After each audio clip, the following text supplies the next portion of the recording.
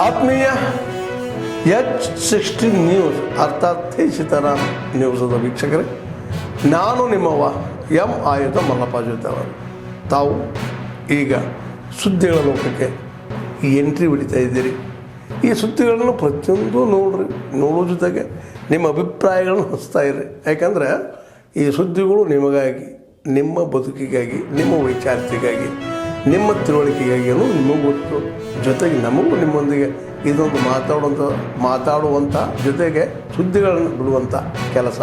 ಈ ಕೆಲಸದಲ್ಲಿ ನಾವು ನಿಮ್ಮೊಂದಿಗಿದ್ದೀವಿ ಅಂತ ಹೇಳ್ತಾ ನೋಡ್ತಾ ಇರಿ ಸುದ್ದಿಗಳನ್ನು.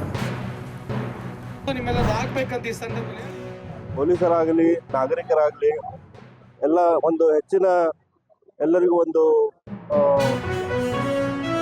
ಪರಿಜ್ಞಾನವನ್ನು ಕೊಡಲು ಅವಶ್ಯಕತೆ ಇದೆ.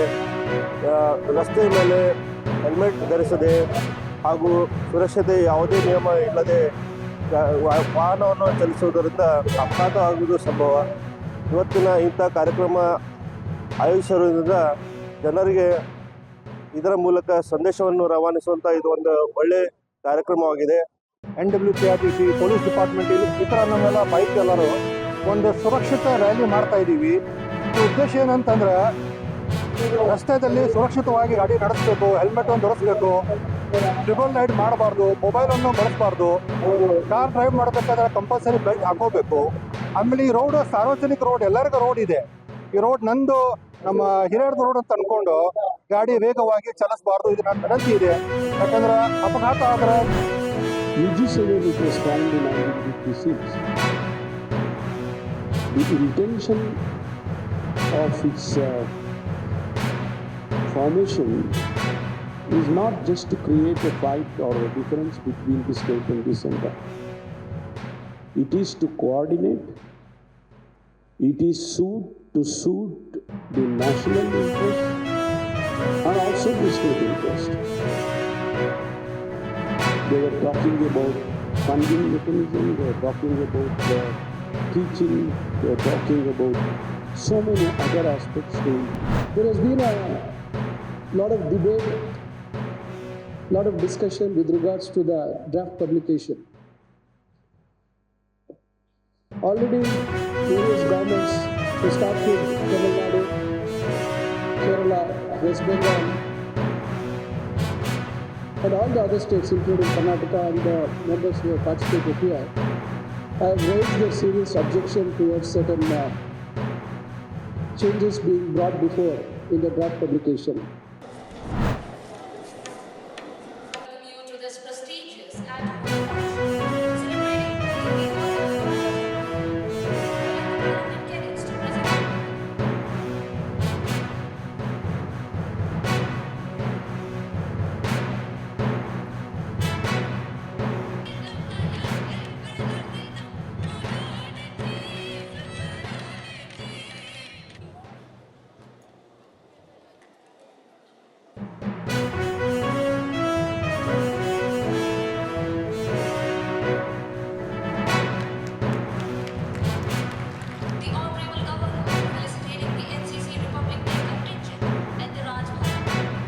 राष्ट्रीय कैडेट कोर कर्नाटक एवं गोवा से गणतंत्र दिवस 26 जनवरी के अवसर पर कर्तव्य पथ नई दिल्ली में आयोजित परेड एवं अन्य महत्वपूर्ण कार्यक्रमों में प्रतिनिधित्व करने वाले NCC कैडेट का और आप सभी का मैं इस राजभवन के क्लास हाउस में हार्दिक स्वागत करता हूँ, अभिनंदन करता हूँ।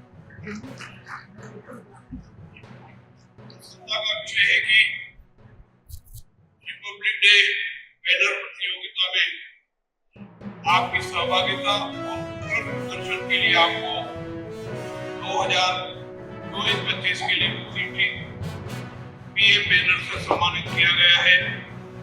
इसके लिए मैं आप सबको बधाई एवं शुभकामनाएं देता हूँ और आपके उज्जवल भविष्य की कामना करता हूँ। ಆದ್ಮೇಲೆ ಎಲ್ಲ ಸುದ್ದಿಗಳನ್ನು ನೋಡಿದ್ರಲ್ಲ, ಏನು ಅನಿಸ್ತು ನಿಮಗೆ? ಇದರಲ್ಲೇ ನಿಮ್ಗೆ ಲೈಕ್ ಆಗಿರ್ಬೋದು, ಡಿಸ್ಲೈಕು ಆಗಿರ್ಬೋದು, ಕಾಮೆಂಟ್ ಬೇಡಪ್ಪ ಅಂತೂ ಅನಿಸಿರ್ಬೋದು, ಕಾಮೆಂಟ್ ಮಾಡಬೇಕಪ್ಪ ಅನಿಸ್ಬೋದು, ಶೇರ್ ಮಾಡಬಾರ್ದಪ್ಪ ಅನಿಸಿರ್ಬೋದು, ಅದು ಮಾಡಬೇಕು ಅನಿಸಿರ್ಬೋದು. ಏನಾದರೂ ಆಗಲಿ ಶೇರ್ ಮಾಡ್ತಾಯಿರ್ರಿ, ಈ ನ್ಯೂಸ್ಗಳನ್ನ ಹಂಚ್ತಾ ಇರಿ. ಜೊತೆಗೆ ಇದಕ್ಕೆ ಸಬ್ಸ್ಕ್ರೈಬ್ ಆಗ್ತಾಯಿರಿ ಅಂತ ಹೇಳ್ತಾ H60 ನ್ಯೂಸ್ ಅರ್ಥಾತ್ ಹೇ ಸೀತಾರಾಮ್, ಇದು ಸತ್ಯದ ಕೈಗೆ ನಡಿ. ವಂದನೆಗಳು.